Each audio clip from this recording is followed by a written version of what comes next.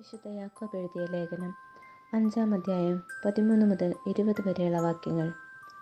നിങ്ങളുടെ ഇടയിൽ ദുരിതമനുഭവിക്കുന്നവൻ പ്രാർത്ഥിക്കട്ടെ, ആഹ്ലാദിക്കുന്നവൻ സ്തുതിഗീതം ആലപിക്കട്ടെ.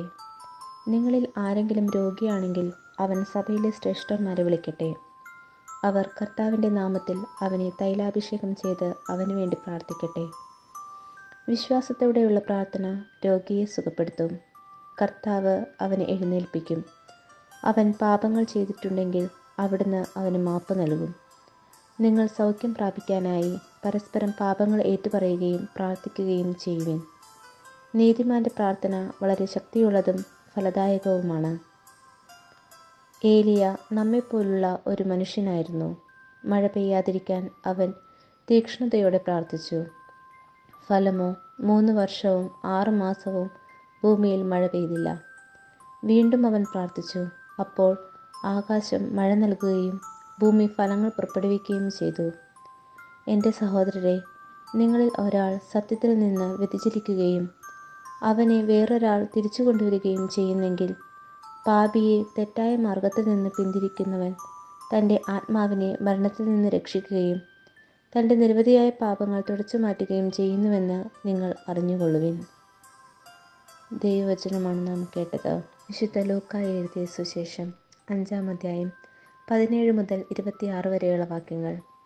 ഒരു ദിവസം യേശു പഠിപ്പിച്ചുകൊണ്ടിരിക്കുമ്പോൾ ഗലീലിയയിലെ എല്ലാ ഗ്രാമങ്ങളിൽ നിന്നും യൂദയായിൽ നിന്നും ജെറുസലേമിൽ നിന്നും ഫരിസേയരും നിയമാധ്യാപകരും അവിടെ വന്നുകൂടി. രോഗികളെ സുഖപ്പെടുത്താൻ കർത്താവിൻ്റെ ശക്തി അവനിൽ ഉണ്ടായിരുന്നു. അപ്പോൾ ചിലർ ഒരു തളർവാദ രോഗിയെ കിടക്കയിൽ എടുത്തുകൊണ്ടുവന്നു. അവർ അവനെ അകത്ത് യേശുവിൻ്റെ മുമ്പിൽ കൊണ്ടുവരാൻ പരിശ്രമിച്ചു. ജനക്കൂട്ടം നിമിത്തം അത് സാധിക്കാഞ്ഞതുകൊണ്ട് അവർ പുരമുകളിൽ കയറി ഓടിളക്കി കിടക്കയോടെ അവനെ യേശുവിൻ്റെ മുമ്പിലേക്ക് ഇറക്കി. അവരുടെ വിശ്വാസം കണ്ട് അവൻ പറഞ്ഞു, മനുഷ്യ, നിന്റെ പാപങ്ങൾ ക്ഷമിക്കപ്പെട്ടിരിക്കുന്നു. നിയമജ്ഞരും ഫരിസേയരും ചിന്തിച്ചു, ദൈവദൂഷണം പറയുന്ന ഇവൻ ആര്? ദൈവത്തിനല്ലാതെ മറ്റാർക്കാണ് പാപങ്ങൾ ക്ഷമിക്കാൻ സാധിക്കുക?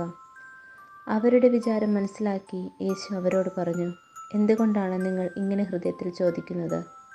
ഏതാണ് എളുപ്പം, നിന്റെ പാപങ്ങൾ ക്ഷമിക്കപ്പെട്ടിരിക്കുന്നു എന്ന് പറയുന്നതോ എഴുന്നേറ്റ് നടക്കുക എന്ന് പറയുന്നതോ?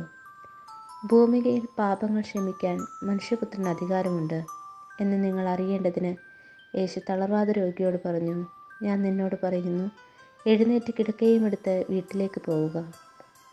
ഉടനെ എല്ലാവരും കാണുകെ അവൻ എഴുന്നേറ്റ് കിടക്കയുമെടുത്ത് ദൈവത്തെ സ്തുതിച്ചുകൊണ്ട് വീട്ടിലേക്ക് പോയി.